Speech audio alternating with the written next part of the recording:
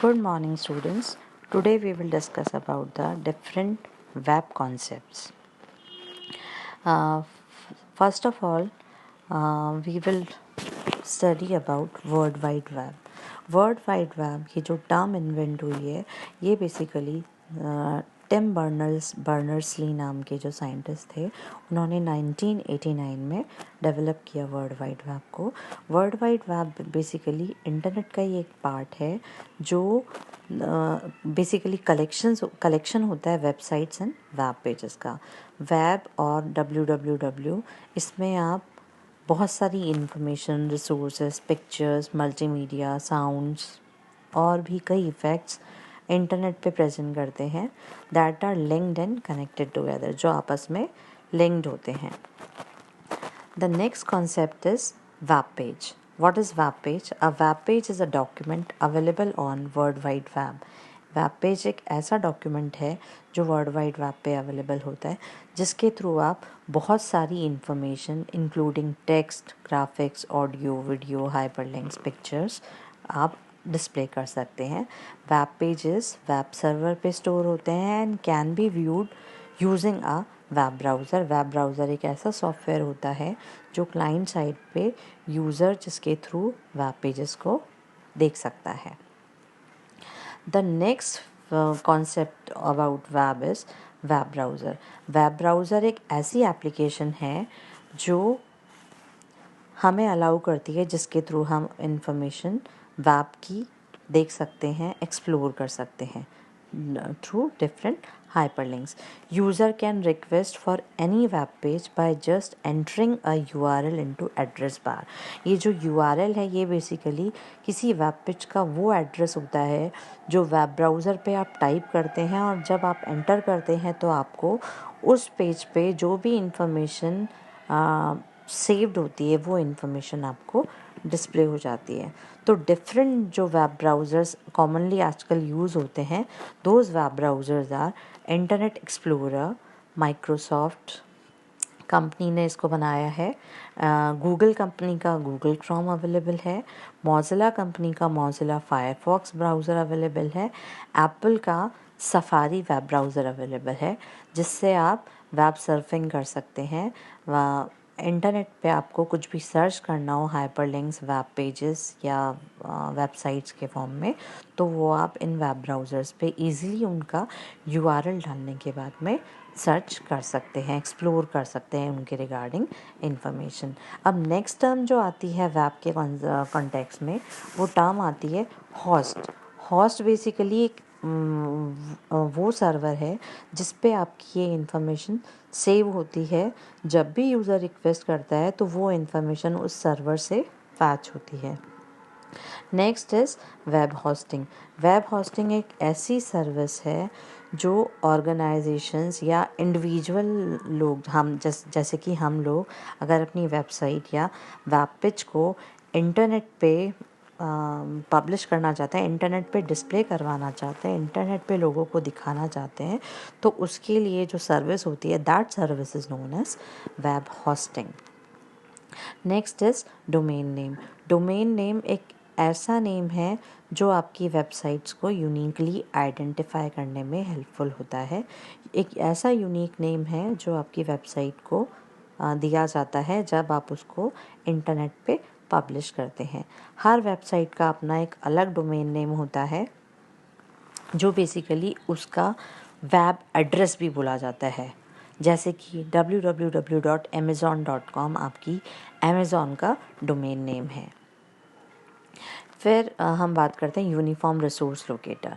Uniform resource locator basically exact location define करता है, जैसे कि amazon.com पे अगर आपको कुछ पर्टिकुलर पेज सर्च करना है तो उस पर्टिकुलर पेज के लिए, उस पर्टिकुलर प्रोडक्ट के लिए आपको उस प्रोडक्ट की इंफॉर्मेशन, प्रोडक्ट सर्च करेंगे आप तो डोमेन नेम amazon.com आएगा, उसके साथ ही वो पर्टिकुलर प्रोडक्ट की इंफॉर्मेशन आएगी, वो पर्टिकुलर प्रोडक्ट की इंफॉर्मेशन एग्जैक्ट लोकेशन आपकी यूनिफॉर्म रिसोर्स लोकेटर होगी। तो यूनिफॉर्म रिसोर्स लोकेटर किसी भी प्रोडक्ट की एग्जैक्ट लोकेशन डिफाइन करता है। जैसे कि आप इस एग्जांपल में देख पा रहे हैं, इस एग्जांपल में द URL इज़ https://www.amazon.in/books। मतलब अमेज़ॉन पे आपको बुक्स प्रोडक्ट सर्च करना है। उस बुक्स प्रोडक्ट में जो फाइल आपको सर्च करनी है वो बी नाम की फ़ाइल है। तो बेसिकली ये एग्जैक्ट URL हुआ for searching certain books on in B file. तो URL बेसिकली एक ऐसी एड्रेसिंग स्कीम है जिसमें 4 पार्ट्स होते हैं। पहला पार्ट जो होता है वो आपका प्रोटोकॉल डिफाइन करता है कि कौन सा ट्रांसफ़र प्रोटोकॉल है जो उस फाइल को इंटरनेट पे ट्रांसपोर्ट करने के काम में आता है।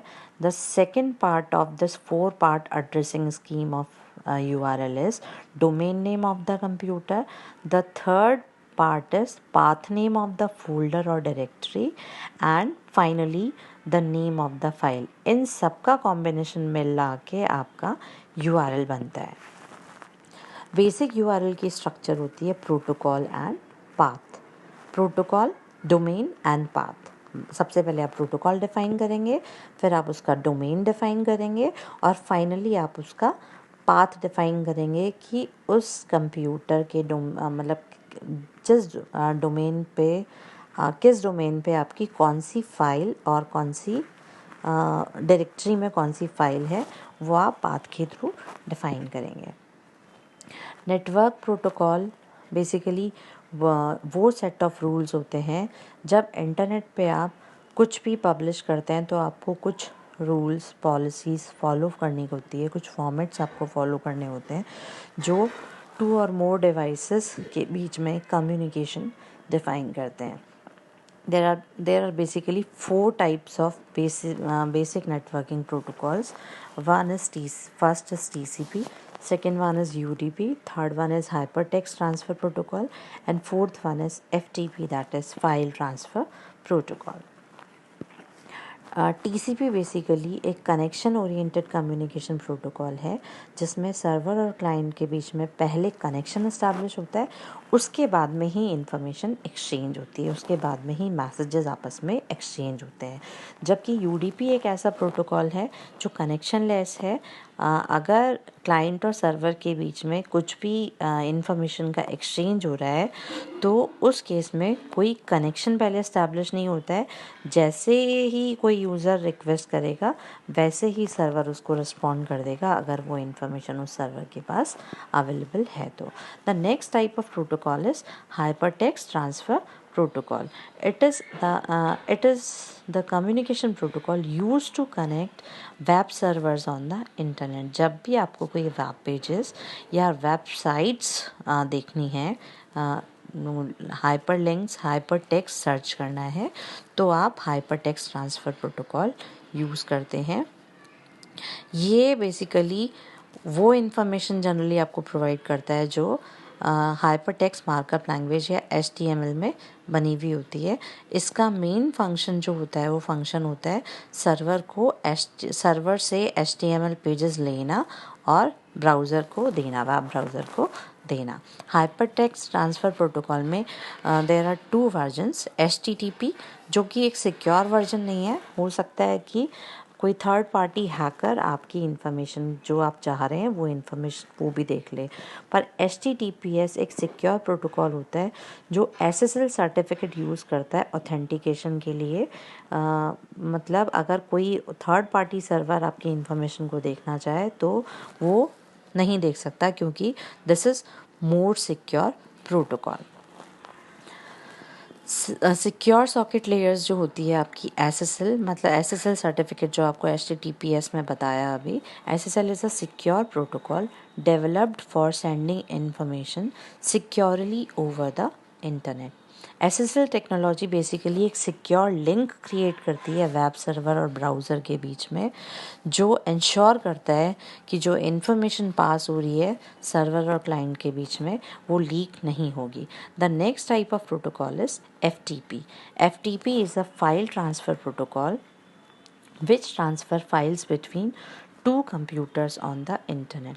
FTP essentially web pages files को वेब पेजेस की जो फाइल्स होती है वो कंप्यूटर सर्वर और क्लाइंट के बीच में ट्रांसफ़र करवाता है. FTP can also be used to download files और programs from the internet to your computer.